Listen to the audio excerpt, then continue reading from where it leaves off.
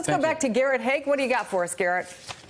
Chris, we're just looking at the vote breakdown here on this bill, and as expected, you had no Democrats crossing the line to support this bill. But looking at the final totals now, it is absolutely worse than the more hardline conservative bill that we saw get a vote last week. Only 121 Republicans voting in favor of this. It's hard to pick who has the more egg on their face on this, who's sort of happy and who's not. I think conservatives will see this as proof that a conservative bill is the only one that can get through the House of Representatives, and the moderates are going to leave very frustrated here. It's tough to see what they got for their efforts. They were so close on that discharge petition that would have forced a series of votes and could have potentially included votes that would have gotten Democratic support, including the DREAM Act would have been one of those things that would have gotten a vote here. So a lot of talk, a lot of debate, a lot of negotiation, which everyone involved said throughout was good faith, but really leading to a exceptionally lackluster result here, even for an issue that has so bedeviled Congress for so long.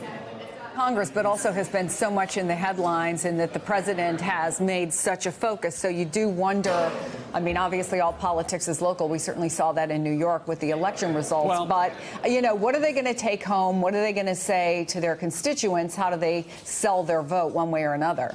Yeah, sure. I mean, look, different groups of Republicans got what they wanted on this. Conservative Republicans who voted for that other bill last week can say they voted with the president. They voted on a bill that didn't have a pathway to citizenship. They can say they voted for the wall. Moderate Republicans can say they voted for something, this bill that we just saw fail, that did have a pathway to citizenship. Even they, in fact, can say, if they're so inclined, that they voted for the wall. And everybody can say that they voted for something that the president supported, because at different times along this process, we have seen the president support different versions of that. And I do think that's a big part of this immigration story here, is what is it going to take to get the president of the United States to yes consistently on what he wants to see in an immigration bill.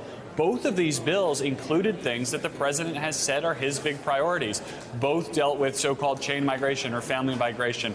Both dealt with the visa lottery. Both included some money for the wall, and both addressed the issue of the Dreamers, one with the pass to citizenship and one without. And you never saw the president use the bully pulpit in a consistent and focused way to try to push these bills across the finish line. Hey there, I'm Chris Hayes from MSNBC. Thanks for watching MSNBC on YouTube. If you want to keep up to date with the videos we're putting out, you can click subscribe just below me, or click over on this list to see lots of other great videos.